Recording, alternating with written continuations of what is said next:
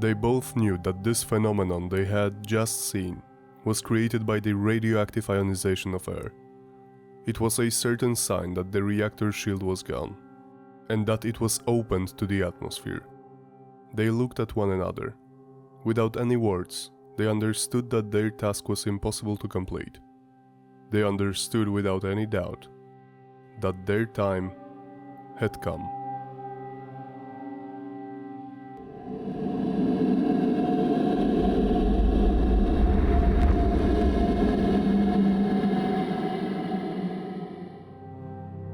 Hello guys.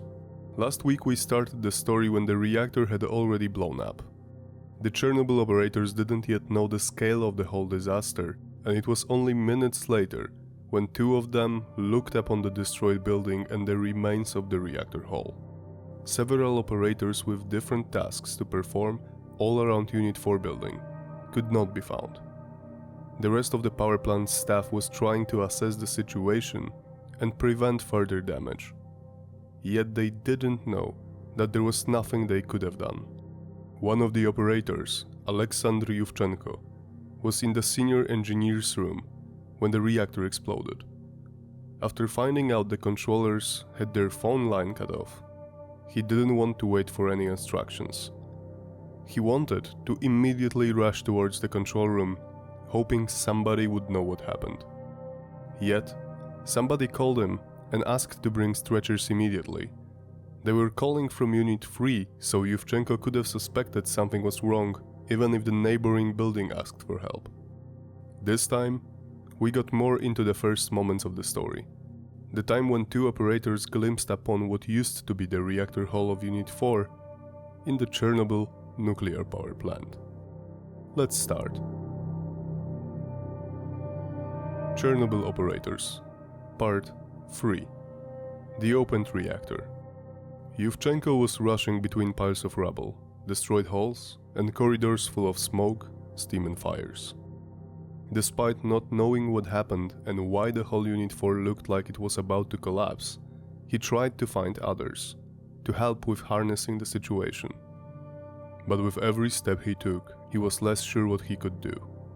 He encountered several injured friends, including a friend whose face was unrecognizable due to severe burns and trauma. One of the operators was covered in debris, skin and clothes almost completely black because of the smoke, wet and burned because of the steam. Despite his injuries, he said he will do fine and pointed his finger at a distant place. Help Chodemchuk, he's in the pump room. Aleksandr knew that if a person in that state says that someone needs attention more than him, Chodemchuk is probably in a very bad situation. He rushed towards where the other operator pointed him, but before he reached the destination he saw another friend of his. Yuri Tregub should be in the control room, but there he was, running through the corridors. He emerged right before Yuvchenko and probably thought that it was pure luck to find him there. Yuri was sent to manually turn on the emergency high-pressure coolant system. The point of that task was simple: prevent the possible meltdown by flooding the reactor with water. At this point, they couldn't suspect the reactor was long gone. But if the circumstances were different, that could be the right decision. He thought meeting Aleksandr was a small ray of light in these dark hours, because his task was not possible to complete alone. It didn't take more than a few seconds to explain to him what he had to do, and Yuvchenko offered to help without Tregub even asking. Aleksandr told the injured operator how to get help and where he needed to go, and rushed with Yuri toward the coolant tanks. But before they could get there, other obstacles appeared. The nearest entrance to the tanks room was blocked by rubble, so they had to quickly get 2 floors down. When they did, they were knee-deep in water. Despite they must have suspected something was very wrong, they didn't have time to stop and think about the reasons why everything was flooded. When they finally found a thick door, it was jammed shut. Yet, they were lucky a bit. A narrow gap was made by some enormous force, so that 2 men could glimpse inside the room. And what they saw scared them to death. Everything was in ruins, debris scattered around. They tried to at least get around what was where, and they couldn't even locate the ceiling and the walls of the hall. There was a huge pile of wreckage blocking the side. The gigantic steel water tanks were torn apart. They couldn't even imagine what kind of force would be needed to leave them in that state. They looked like a wet cardboard structure blown by a huge firework from the inside. The only thing they could see fairly clearly were the stairs. They were practically staring into the empty space. But then, they discovered something even more terrifying. In that pitch-black darkness, there was some light coming into the hall that had no windows and was deep inside the building. The only reasonable explanation would be that the building was blown to pieces. That light coming in was the moonlight. Yuri and Aleksandr tried a different path. They went into the ground-level transport corridor. When they found the opportunity, they tried to look outside. They did. And they were probably one of the first people to comprehend what happened to Unit 4. It was a truly apocalyptic sight. They stood about 50 meters away from where the reactor should be. The roof of the reactor hall was all gone, collapsed into the building. One of the walls was practically demolished. It was beyond imagination as the destruction was so huge. It looked like the thick wall was made of sand and someone would step on it and throw the remains around. On the left, the water tanks and all the pipework were entangled together. Or what was left of them, more precisely speaking. The huge network of the cooling system disappeared. It was at that moment Yuvchenko realized that if Valery Chodemchuk was standing where he was supposed to, he was most certainly dead. There was a steaming pile of debris, lit by flashes from the ripped 6,000-volt cables as thick as a man's arm, swaying from right to left and shorting on everything they touched. Sparks were spraying around every inch of the whole place. If Valery was there, he had no chance.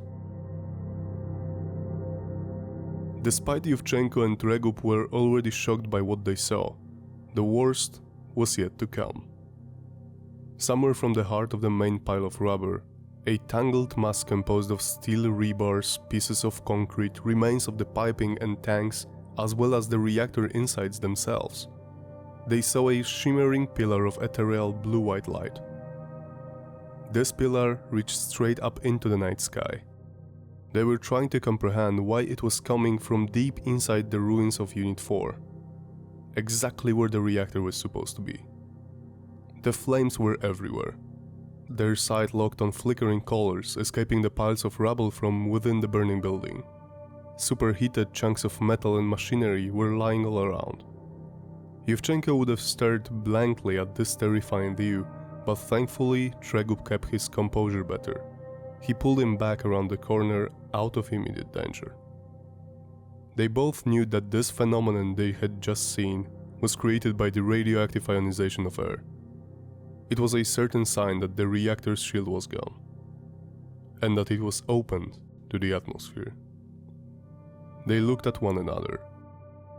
Without any words, they understood that their task was impossible to complete.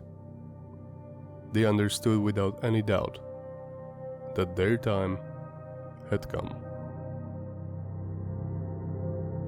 Despite the danger, I would like to understand how they felt at that moment. Besides the scientific background of the situation and the overall terrifying sight of the disaster, they must have also thought about themselves, even for a brief moment. They must have understood that what they saw was a sign that their bodies already acquired huge ionizing radiation doses.